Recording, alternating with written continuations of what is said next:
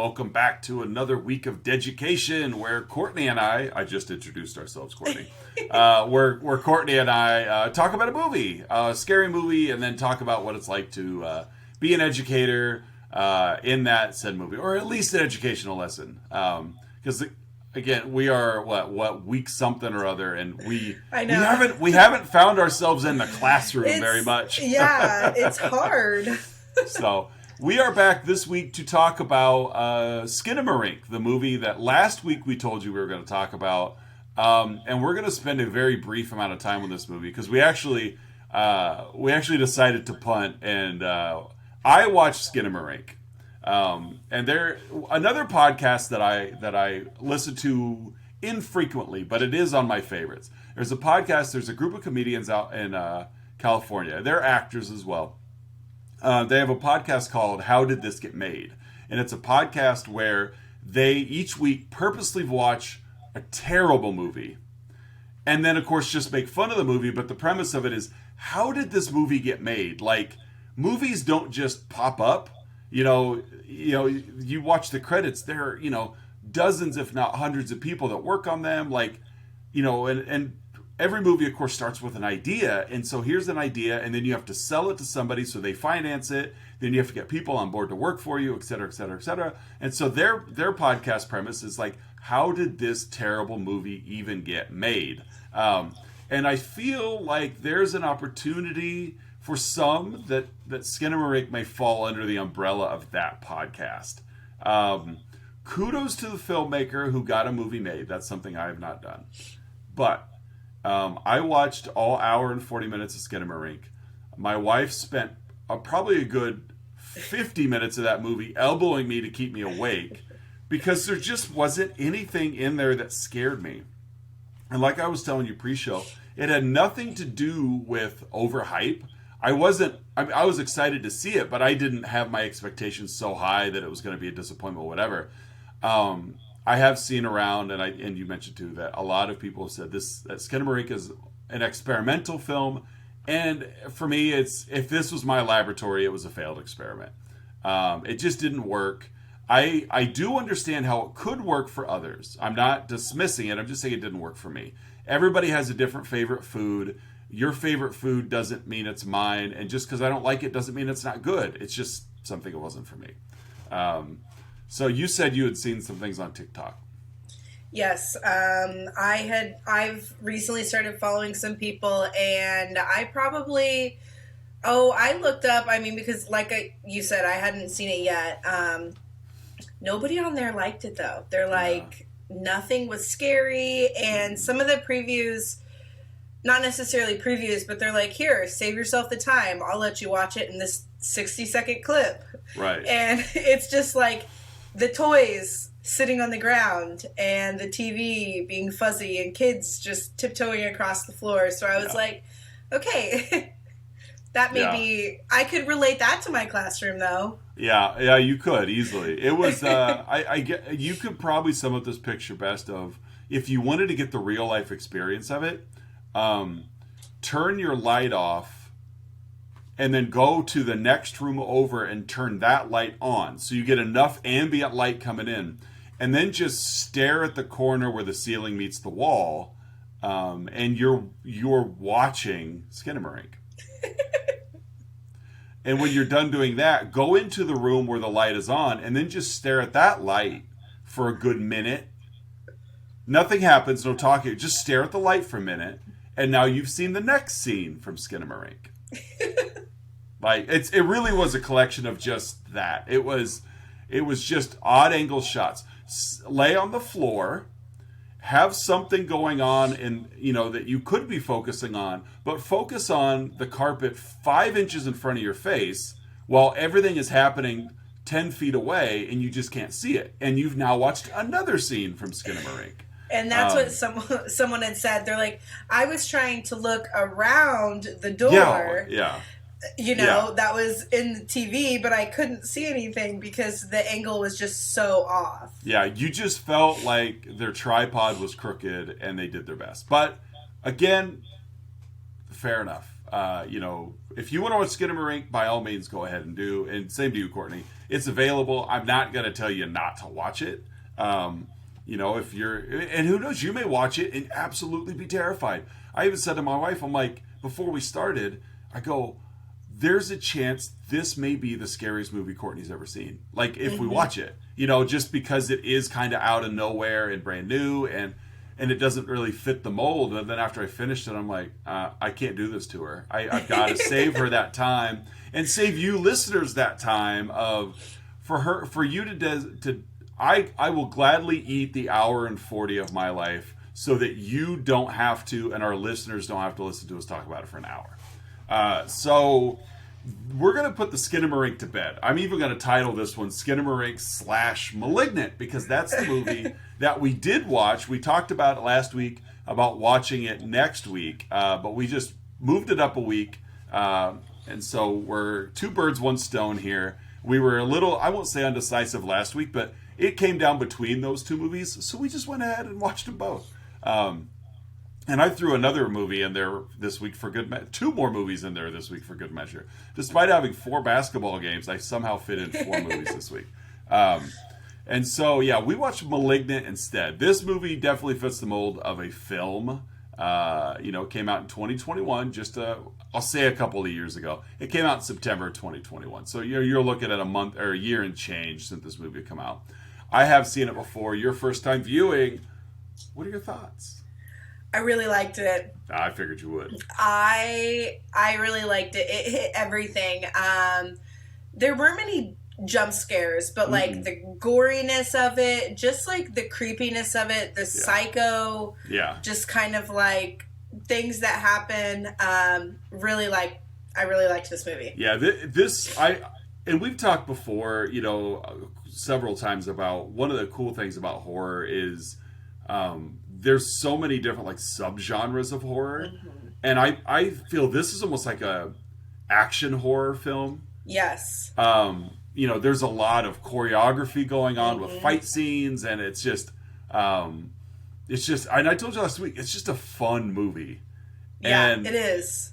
And it really was, it's just there's just a level of energy in this movie.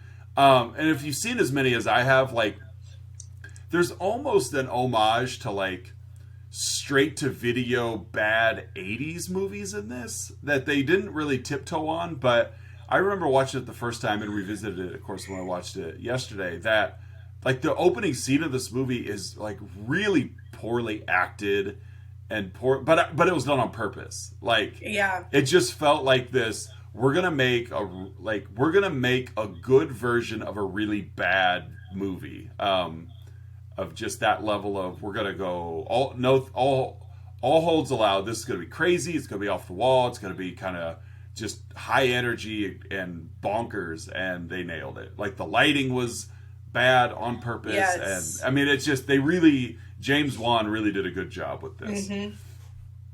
What is Malignant about?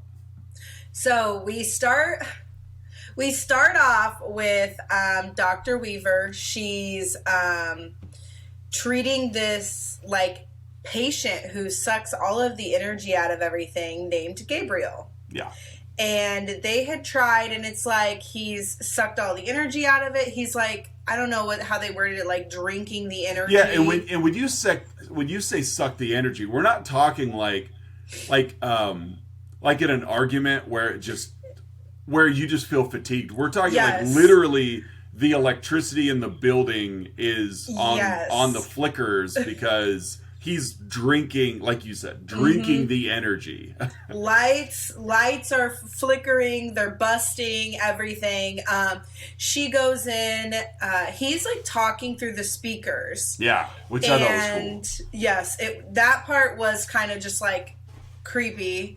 It was really neat though. And Dr. Weaver's like, we have to remove the cancer. Yeah.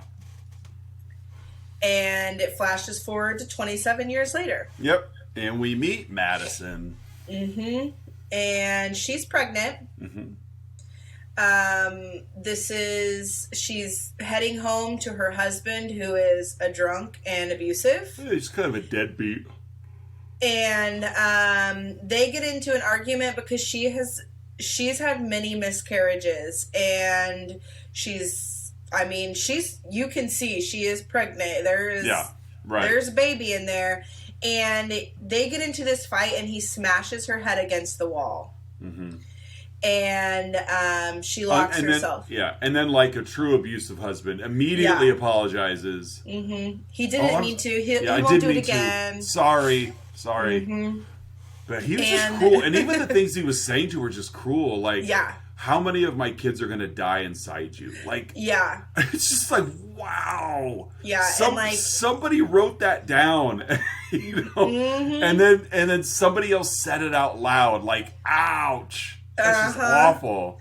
And this is where stuff starts to kind of go wild, because that evening he's got the blender starts going, and then the refrigerator door opens, the TV's going crazy, and you see as he walks into the TV, the lights are off, the only light is the TV being on, and you see what we think is Madison's silhouette right there, sitting on the couch watching TV. And he had either like turned the lights on, shut the TV off, something, and that silhouette was gone. And I was like, ooh, okay. Yeah. Is he drunk, or what's going on? Is it a ghost?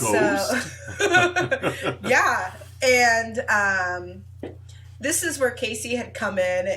Oh, did he sit down and watch it with you? He didn't. He laid in bed while I watched it, and I was like, there's not really many jump scares, probably. No, there's really not. But this is, of course, right where he gets in. He's looking at the TV, and it's zoomed up on Derek, and Gabriel just, boom. Yeah. Just shows up right behind Derek, and it's the music, and he's like, I thought you said there wasn't many of those jump scares. I'm like, sorry. Like, but it didn't scare me, so. I know, and it's like, and you almost want to be like, that got you? Like, granted, that's when he came in. You were already expecting something, and he didn't get the build up. He just got the punchline. Oh, poor Casey. Yeah. So, Derek's dead. He is, mutilated. Yeah, It's like his head snapped off, everything. And Madison's running away from this. It ends up knocking her unconscious, and she wakes up in the hospital. Yep. To where we now have our next character, Sydney, introduced. Yes, her sister, Madison's sister. And unfortunately, Sydney breaks the news that Madison had another miscarriage. Right. It's such a heavy topic anyway. Like, ugh. Yeah. And, but thankfully, thankfully though, like, that's not what this movie is about. Yes. It's like that, even that part of the movie, I know you'll get to it. Like, we do reveal why she's having so many miscarriages. We get that later on. And it's like, but even then, it's such a thin reason that you easily could have just omitted it from the movie. Like, it's a very tender subject.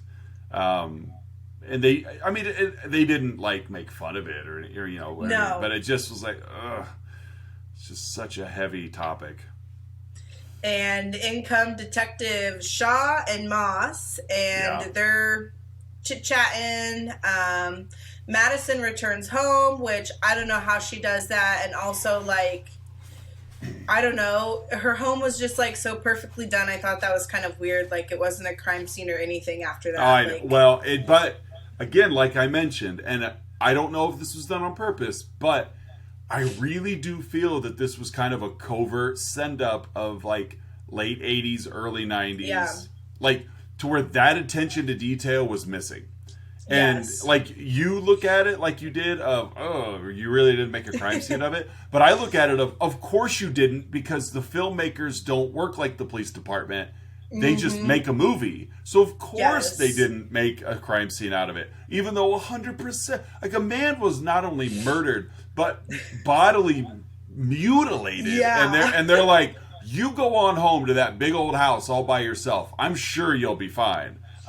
She didn't even want Sydney to stay with her. No, but again, like, those are the more we do this show, the more of those just, like, really decisions you're going to see out of characters. Because we have, to our service, to our credit, we've watched a lot of good horror movies, and we really haven't run across too much bad police work yet. We've run across bad police work, but it's like you can only do so much good police work when you're dealing with supernatural things like Freddy Krueger. Like, you're not going to beat Freddy. He's in your dreams. But something like this where there is a physical manifestation of something, and like, well, a man was murdered here, but you go on home.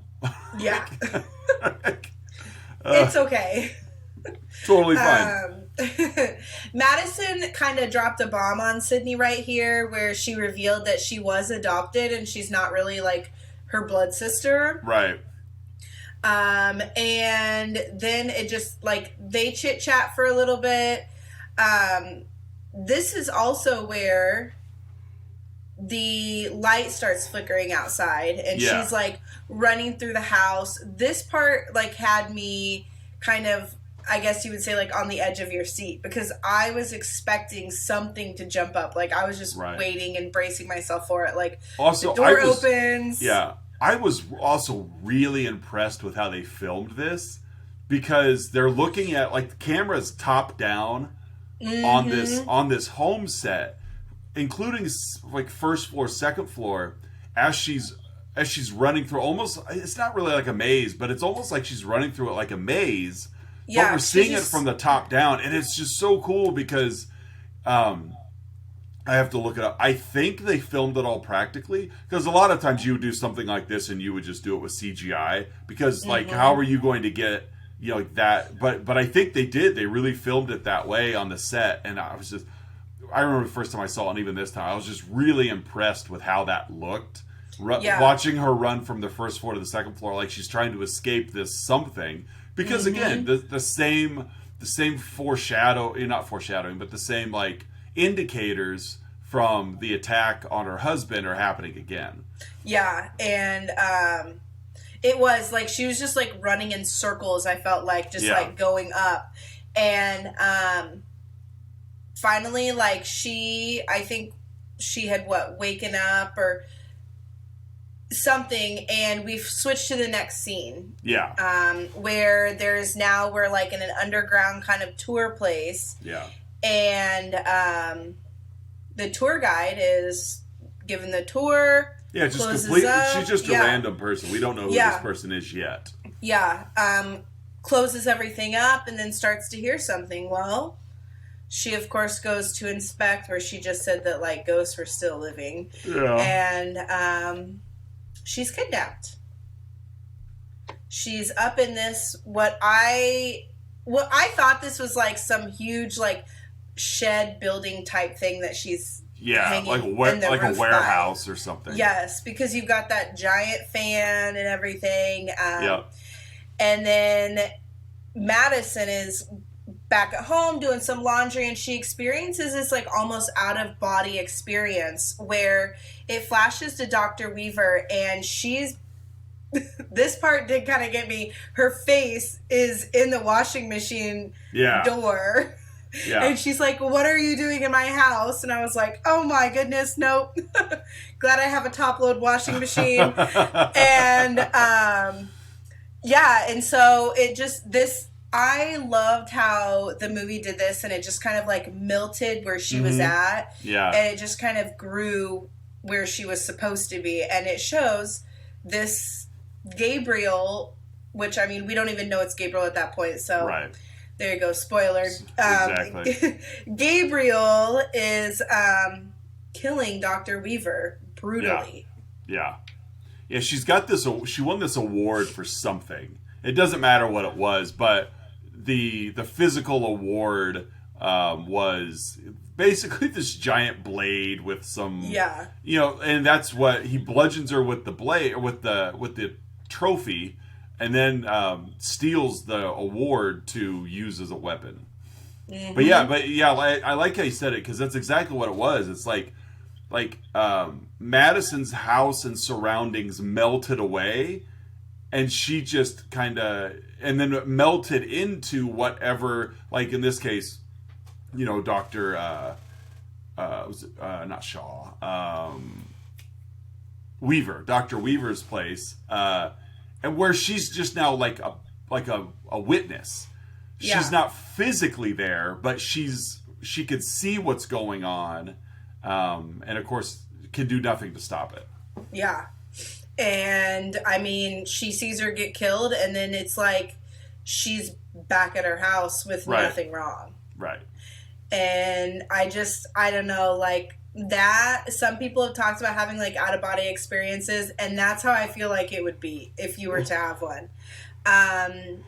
Later on at the police station, they go to her house, and detectives find a picture of a child in Dr. Weaver's things. Yeah, because they took like all of her medical research. Yeah. And they're looking at it, and they realize that it was next to a picture of this girl that looked like Madison. And because what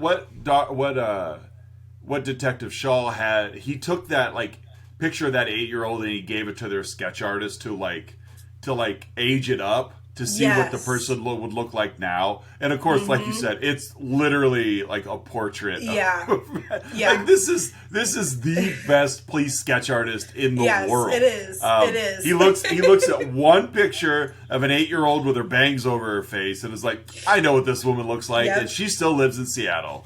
And the picture, I think I don't know, it might not be important, but I think it's important. Like the picture is just labeled as Patient May. Yeah. And as that will kind of play in more later in the movie. But after this, Madison has another vision of the killer. Well, yeah, because she's seen him, and so she's actually worked with the same sketch artist to have him, sketch out what this killer looks like. And so, and there is, and it's hit or miss, but there is a little comedy in this movie too. Okay. Yes. And when like the sketch artist shows that, and she's like, so what are we chasing? Like, what's his name? Sloth from Goonies. Sloth from the Goonies. I was like, Casey, because I haven't seen the Goonies, but I was like, is that the guy that's like, hey, you guys? Yeah, that's him. Yeah, because Detective Moss was pretty funny. I thought, not like laugh out loud, but she was comical enough. And I just thought this like little subplot of like Detective Shaw, like being single but also wanting a relationship was just kind of goofy, because then there was like the forensics lady who like had a crush on Shaw, and it's just like little throwaway line. It was just funny because then Shaw's got something out for Sydney, the sister. It's none of it mattered at all to the plot of this movie, but it was enough extra stuff that made it just enjoyable. So it wasn't just this drag about something is killing people and this woman has and she keeps having miscarriages. Like that's heavy. So having this extra made it, a little more digestible. And Dr. Fields is the next person that we visit, and he's chit-chatting on the phone, lives in this fancy, like, apartment building, and he turns around and his window's open, and he sees wet footprints going into his closet. So, like any scary movie... you just go on in. Just walk on in, like, even though the light shut off right in front of him as well, like, I'm just going to reach in there, turn the light on, and, totally fine. Door starts to close on me, I don't care, I'll go ahead and push it back open. I'm a brave man. Nope. And he dries up the footprints like they weren't even a problem. Right. Yeah, I think I would be like, hey, fully furnished apartment now on the market. Like, like, $5. Go ahead and take it. Left my furniture and my clothes. So if you're this size, congratulations, you have a wardrobe. And he lays in bed after you have a quick flash of the person, the killer, is in his room. He lays in bed. It does the quick little zoom up on his feet, which I thought for sure something was going to grab his feet. And I was like, don't do this. This is like... Right. all the scary movies that I've seen, like, that's what they do. You're right. But then Madison lays down and goes to bed that night, and she opens her eyes, and she's in Dr. Fields' bed with him. Yeah. Pretty much. And this killer is crawling over her. Yeah. She sees the killer, but the killer, like, she's not there in the killer's she's just vision. like, again, like, out of body type, she's just watching. And Dr. Fields is stabbed. And so they decide, Madison and Sydney are like, let's go to the police officers because you've now seen, like, 2 of these happen. And this is where Detective Moss is like, yeah, okay, whatever. But because I think Detective Shaw has the hots for Sydney, he's like, yeah, we'll go check this out. And they end up there. There he is, dead. And brutal too, like, yeah, like, he is, like, not even himself. Like, he's got, like, accordion slashes all over his face, it looks like. Yeah, his face looked like a really old stress ball that just never snapped back. Yeah. You're later on in the precinct bathroom, and Madison gets a call. And she has to know it's, like, something that's going on because her phone's, like, glitching. Yeah, exactly. And he doesn't really reveal himself as Gabriel, but when she, like, gets mad, she's like, stop it, Gabriel. Yeah. And that's where she's like, whoa, how do I know who this is? Right.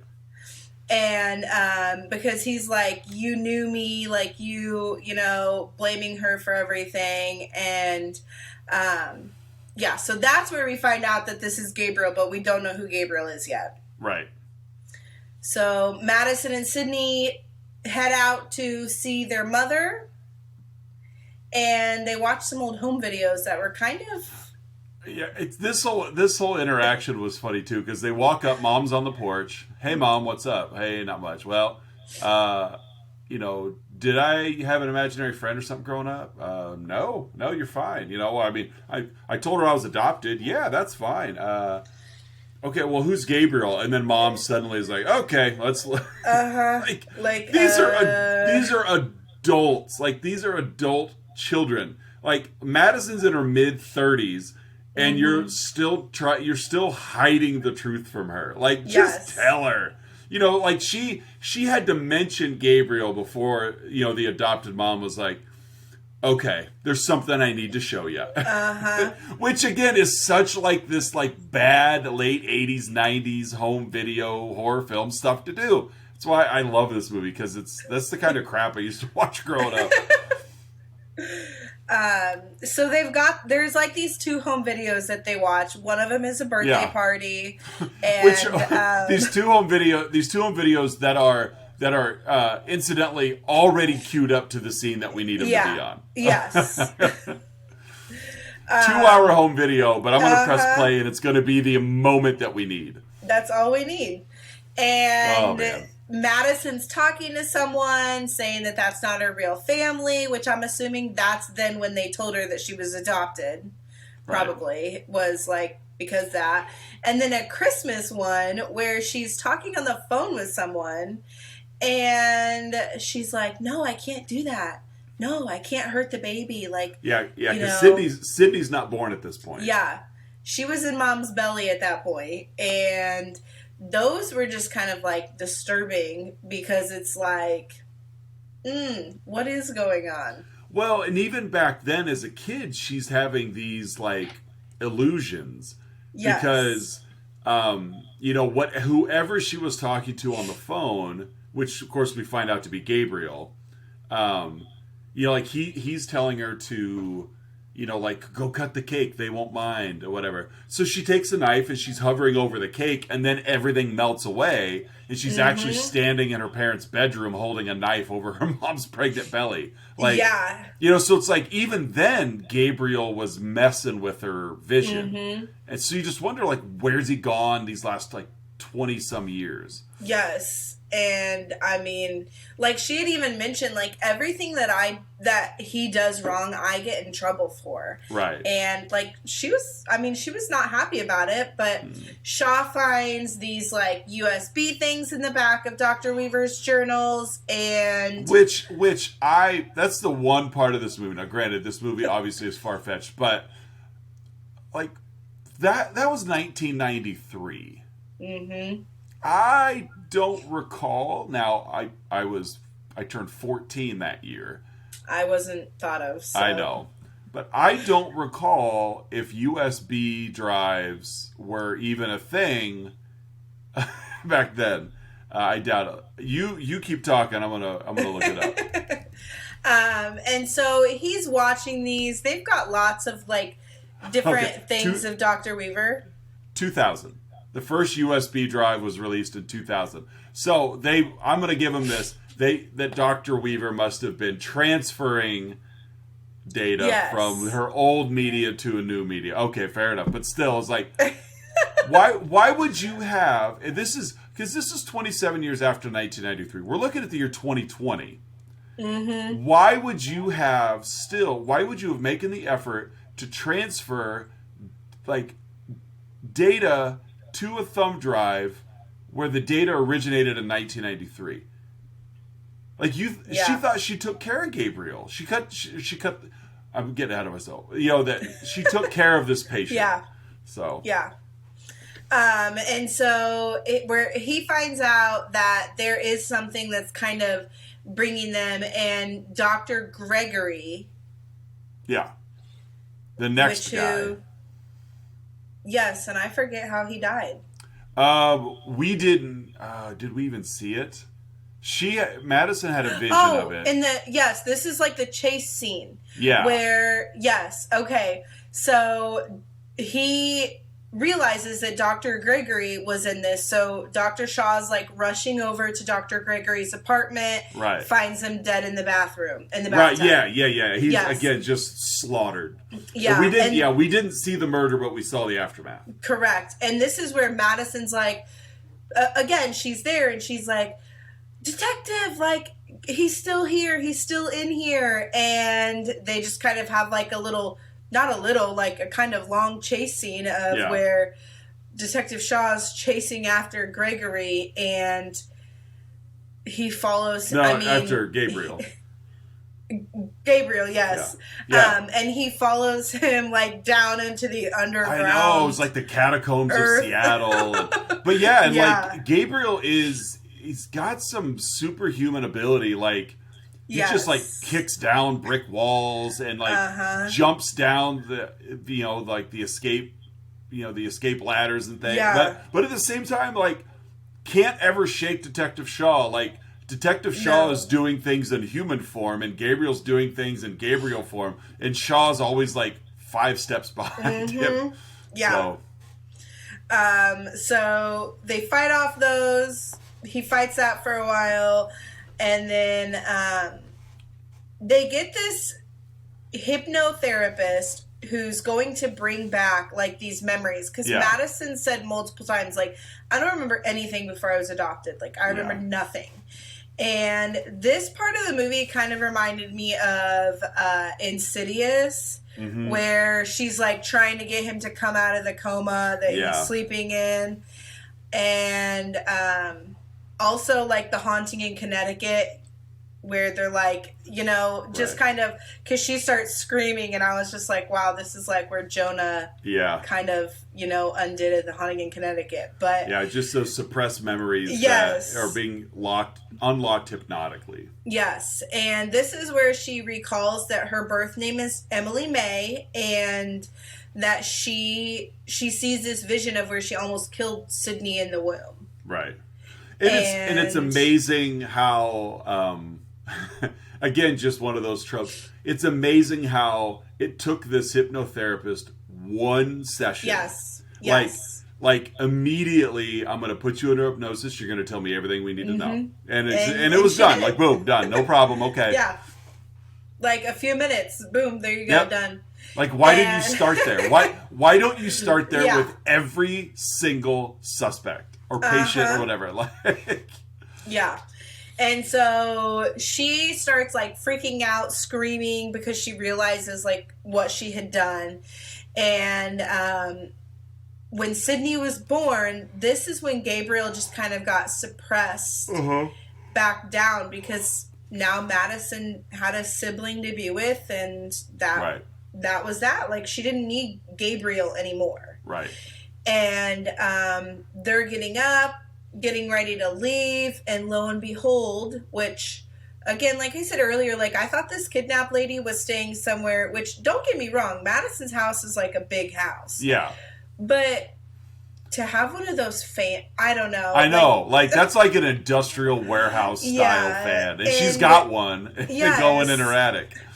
And so, yeah, this lady escapes and just falls through the ceiling of Madison's house. The kidnapped lady that was given the underground tour. Because, like you mentioned earlier, where we saw her, she was just kind of like duct taped up to, the rafters of somewhere. And she got herself free, and then, like you said, just when she come falling from the rafters and hit the floor, she just busts through the floor, which was also the ceiling of Madison's attic, and just comes like falling. This poor woman. I know. I mean, that is a big house, and she comes falling to like the first floor. It just lands with a thud. And, so now, of course, with the police already there, it's coincidentally at that moment, now Madison's got to be, she's behind the murder. She's got to be. Yeah. I mean, she knows everything that's happened. Yeah, she's told us where the murders are going to happen. She's got a kidnapped woman here. Like, she's the one that did it. Again, like we mentioned before, Madison's always getting blamed for the things Gabriel does wrong. And this lady, again, who is like irrelevant right now, she's taken to the hospital. That's that. Yeah. Sydney decides, because she's like, no, my sister's not the killer, like something's going on. She's going to head to the abandoned hospital where Emily was treated. Yeah, which looks like Dracula's castle. Like, yes. It's just like, but again, it's one of those things that she sees it. Yeah. And then when she gets there, and it's daytime, and then when she gets there, it's like middle of the night. Right. But luckily, though, she only needs to be there for like 6 minutes, because she finds, in this abandoned hospital, she finds exactly what she's looking for the first place she looks. Yep. Which is great. Which is great, because honestly, I know we joke. Yes. I love that about these cheesy, like, this is a well-produced, cheesy movie. Yes. And I love it, because that's the kind of things that they do in those cheesy films. Is they're like, we don't have enough film to film them struggling. Let's just cut to the chase. She finds it in this abandoned hospital in no time at all. None. And she takes it back. She's watching it with her mom. Yeah. Which, okay. And this is where they find out that Emily was being treated because when she was born, which, I don't know, like, it had come out like mom was raped and ended up getting pregnant from it. Right. And gave birth to Emily and her parasitic twin brother, Gabriel. Yes. Who was like halfway hanging out the back of Emily. Yeah, he was growing out of the back of her head. Yeah. Like arms and legs, and like just very extremely underdeveloped, like. Yeah, but love it. I love it. There's no skin on Gabriel. Like, he's just like, kind of, and this is where Dr. Weaver came into play, because she's this renowned world surgeon, and she cut the cancer out. She got rid of Gabriel, but their brains were attached. Right. So she could not get rid of his brain, and she just kind of pushed it back in. We'll just build around this. Yeah. And she just pushed it back in Emily's brain and sealed it up, and that was good. Yep. And that's where we find out that Gabriel it was fine until she cracked her head, and that just kind of like, it it busted her head open, so Yeah. Gabriel was able to escape. Yeah, that opening scene where And- Madison's husband got overly Yeah. physical is really what remanifested Gabriel in Madison's Yes. consciousness. And when he takes over Emily's body, like, he takes it over backwards. Yeah, so yeah. that's why, like, everything is awkward, Yeah, weird just so looking weird. when he moves. Yeah, and we've also found out that the woman who fell from the attic was Madison's birth mother. Yes. Madison like and Serena something May. Yeah. Madison and Gabriel's actual mother. Mm-hmm. Which is why it's like the only person we saw Gabriel abduct that he didn't murder. Yeah. Because it's his mom. Yeah. And so flash forward, she's in jail. It's my favorite scene of the movie. Love this scene. And I just love how, like, they're all picking on her. Like, what'd you do? Get kicked out of the country club? Yeah. Well, Because- it's funny because even my wife said, she goes, do jails really have this big holding cell where they just put everybody? You know, because it was this enormous cell. Mhm. Like, Yeah, right in the there's middle like of 20-some, like, just 20-some girls in there. Yeah, and they're not like shoulder to shoulder. There's plenty of No. room for all of them to Yes. sit down. Like Yes. there's a couple of dozen women just hanging out. Like that's how big this holding cell was. Yeah. And I'm guessing that the Seattle Police Department has another holding cell for men because only women were in this holding cell. And like you said, they're all Yes. and all of these, there's like a biker chick, there's like an Afro chick, like you've got like every fictional creation you could possibly think of a woman. And then of course there's Madison and her cardigan, and and they're like you said, they're writing her about it. Like just they could tell she's the weak link in this cell. And instead of just keeping their distance, it's like, because this just shows that obviously if you're in the holding cell at jail, then you're a violent person. Because all of them are. They're all just like, let's get her, girls. Like that's they are. That's like, you're already in a police station. My guess, and I'm never been in one, don't know, is once you're already busted, you're probably not committing more crimes just because there's a chance. You'd think so. Like, it's one thing to pick on somebody at a bar, but like you literally are surrounded by police officers here, and you're like, we don't care, let's get her. And this this Afro girl and this like white trash looking chick with like a mullet, and that stuff. Like they're getting in her face, they're pushing her down, they're kicking her. And she gets up and Gabriel takes over. Yep. Oh, and such a cool scene. This is neat to see, like, how Gabriel takes over her body. Because, like... And I think they did it on purpose. Like, not only is it, like, basically reaches back and tears the back of her scalp open. But also, like, I think the filmmakers probably lit this scene well on purpose, so that we could see the choreography of the backwards moving body, because it is so weird to watch somebody work backwards.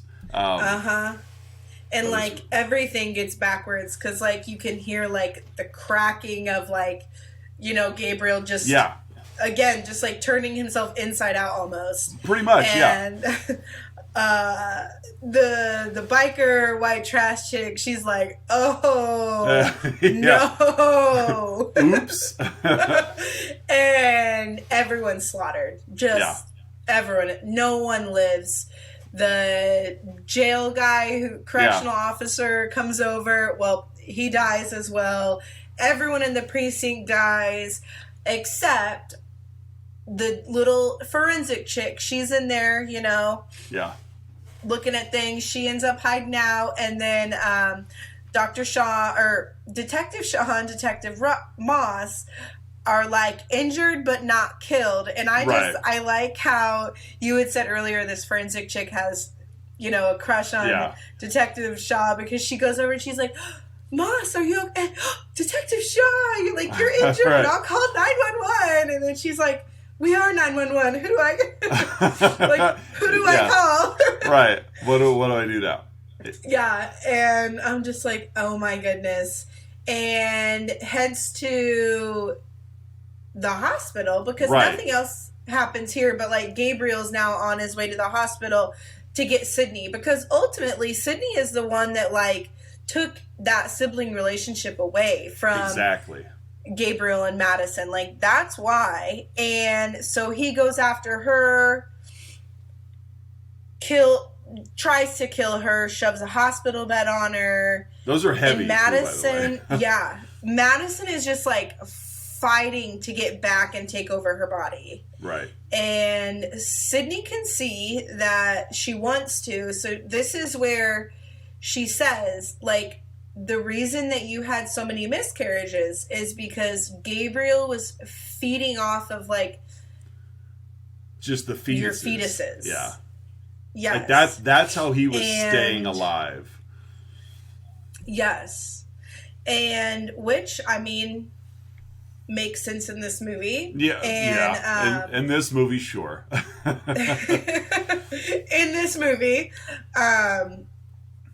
she finally, Madison, after some things go down, Madison takes back control of her body. Yeah, basically. And Gabriel... yeah, because it's almost a reversal flip where we now see Gabriel in charge of the body. So now it's Madison waking up to take over the body again. And like, now Madison is the one that gets to create the false environments. And, you know, it's kind of a cool little switch because this has been happening to her all along, and now that she's on the other end of it, because Gabriel's never really been the manifest. He's never taken control with her knowing it.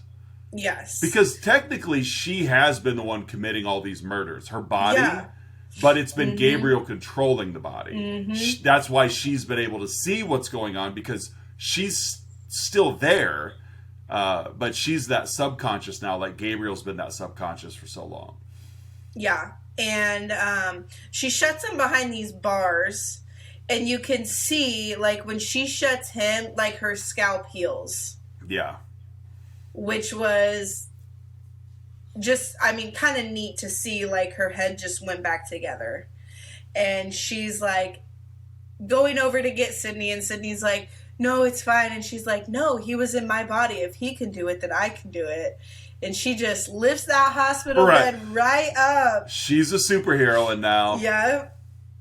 And they're in the same hospital room as Mom. Madison / Madison, Emily's mom. Right, as Madison's birth mom, yeah.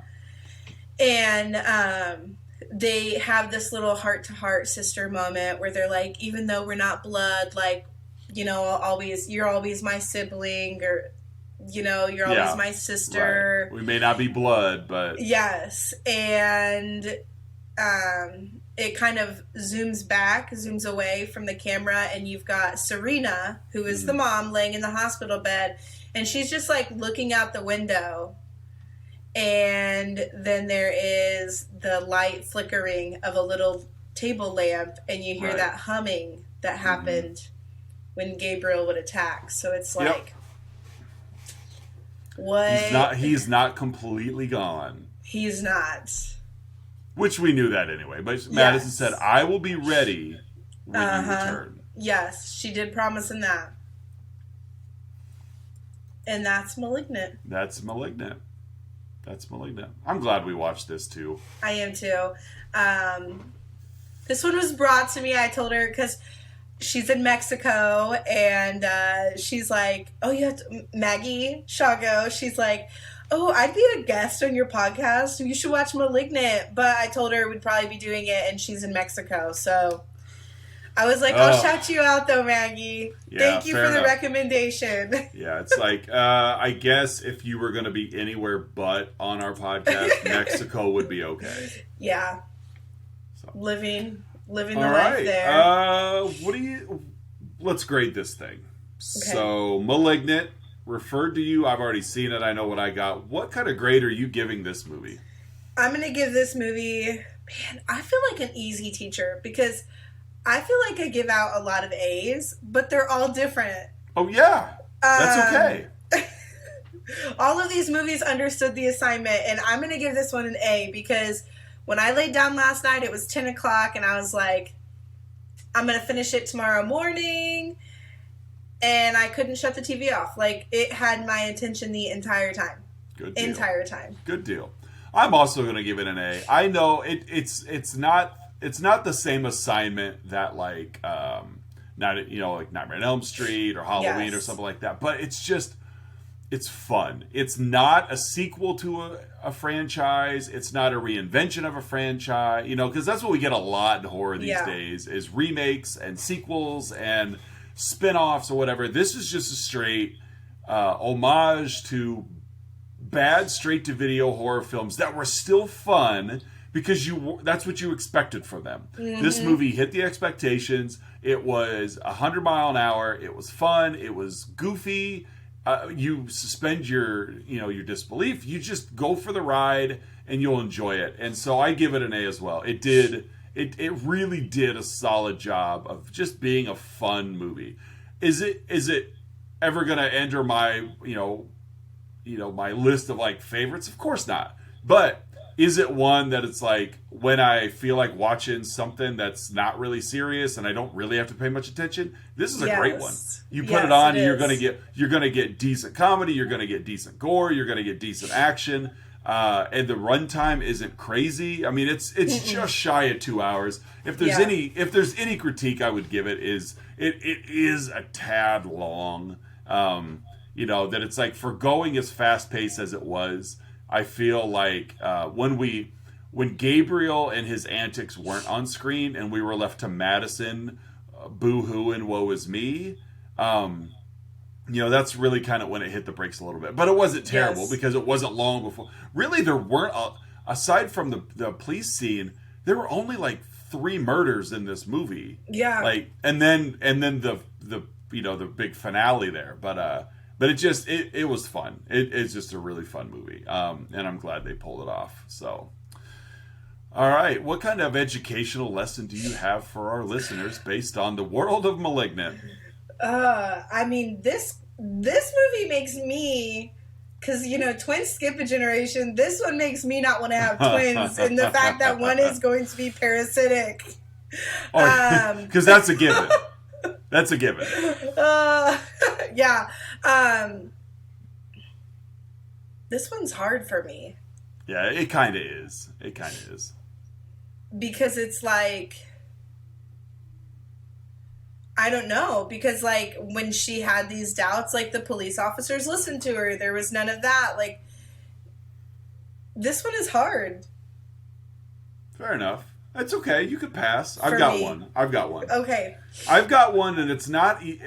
This one's not like plot related. This is more movie related. We spend a lot of time in education focusing on the right way to do things.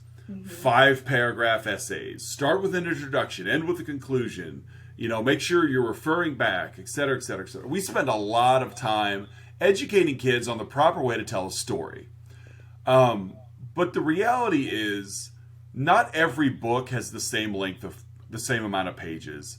Not every poem has the same amount of stanzas. Like, once you get out of the world of how to do things for a standardized test, the reality is creativity is the motivating factor behind writing. And a movie like this, to me, is exactly what happens when you step back and just make the movie you want to make. Write the movie you want to write. Don't write it to fit a mold. Don't write it to fit an assignment. Just come up with a movie and go with it. The director of this movie, James Wan, let's go off the screenplay first. The actress, the lady who wrote this film, Akilah Cooper, also wrote, she first wrote a movie called Hellfest. She wrote the screenplay, but not the story. So she adapted the story. But Malignant was the first screenplay she wrote off of her own story. And it didn't make all its money back in theaters, but it gained some attention. Like, we have a lot of fun with this. But she also wrote the recent horror film Megan. She wrote the story and the screenplay. She came up with the story for The Nun 2. and wrote the screenplay. She came up with the story for the sequel of Megan, which comes out in a couple of years, Megan 2.0. But she's also written on other TV shows and things like that. So, like, here clearly is a woman who has a quirky mind. Here, like Megan is a movie about let's make a doll with the AI so sharp, et cetera, et cetera, et cetera. And it's like, that's great. Because I have a feeling that this woman, probably in school, was probably told she was doing it wrong.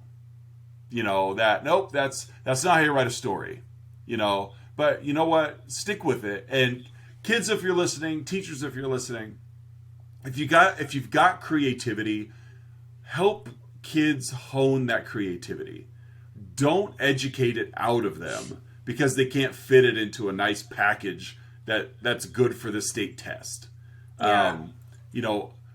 Keep that up because that state test in the long run will not matter one lick to this person's future. But if you educate the creativity out of their writing, you may be taking away a future that they didn't even know they had. So encourage your kids to be creative.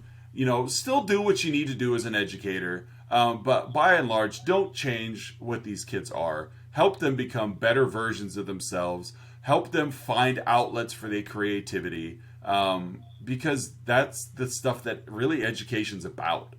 Having kids remain in love with the things they're in love with. Yeah. Don't educate it out of them.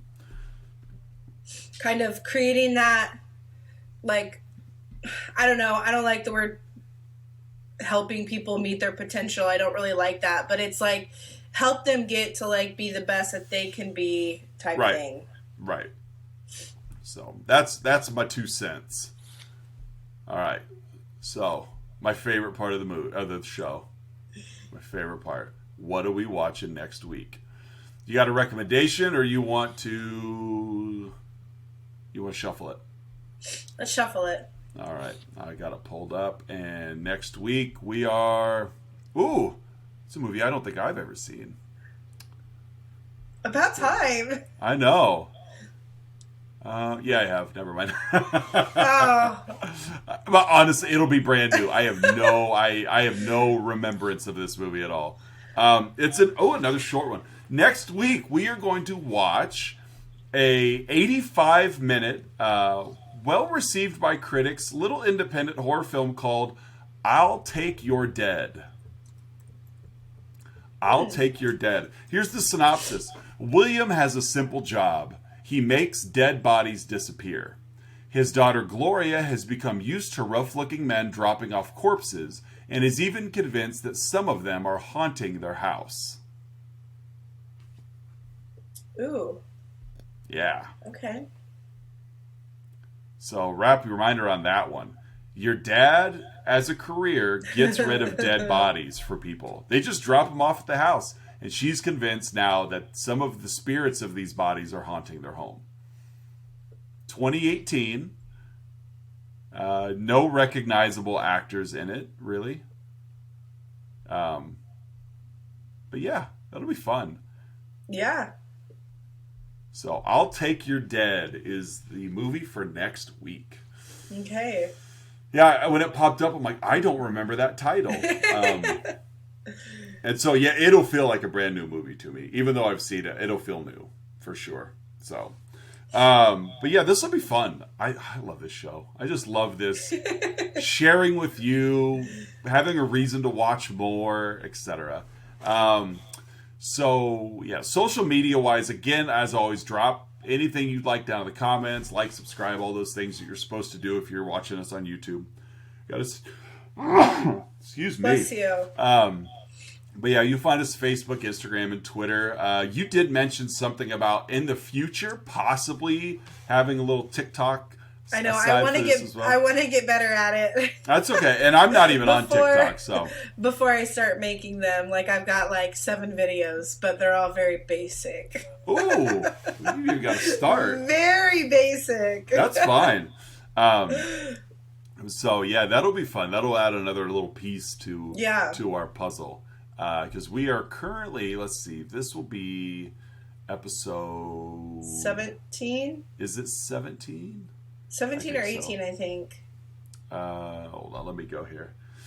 Episode 18 is what we're recording Okay. right now. Episode 18. Our listener numbers via podcast are still low, but we're still young. 5 listens last week. We definitely have more of a YouTube presence, I think. I'm going to give you credit for that more than me. Nobody wants to tune in and look at my hairy face. But yeah, we had Creep 2 at 14 views. Creep had 9. It's Sleepaway Camp with 25. Nightmare on Elm Street with 20. The Craft had 18. We're going to give that to Delaney. Yeah. Krampus had 14. So it's like we're pulling in. I'll say We're okay. decent numbers for a younger podcast. I'm totally fine with those. So yeah, but if you share us with your friends, if you like our show and you listen all the way to this part, that's the other thing. We get credit for listens, but I don't know if we're getting full listens. Yeah. But if you're sticking around, definitely, share us with your friends. Let us know what you think. Direct them this way, and we'd really appreciate it. But we will be back next week for 2018's I'll Take Your Dead. That'll be fun. It will be. I like the short ones. 85 minutes, in and out. That'll be nice. So They're easy. they are. Like, they're digestible. You don't feel like you have to Yes. schedule a large chunk of time to get them in. So, but yeah, hopefully this is a good one as well. The critics on the Rotten Tomatoes, 67% of the critics gave it a favorable rating. So hopefully that translates to a good review out of us. Yeah. So, you got anything before we sign off? Have a wonderful week. Yeah, have a good week. We are wrapping up. This will be the last week of January already. Yeah. We kick off. Kicking off some next week. I do have at least Valentine's. one. Yes, I've got a Valentine. We could, if we wanted to. I know one movie I definitely want to watch for Valentine's week for sure. Okay. Whether or not we want to make a month out of romantic horror movies, that's up to you. I'm sure we could dive in and find that. Let me look real quick if I can. Hold on, we got Valentine. Do you have My Bloody Valentine? Oh yeah, that's the one I was talking about for. Okay. Yeah, we're watching that. There's another one called Valentine. Cupid?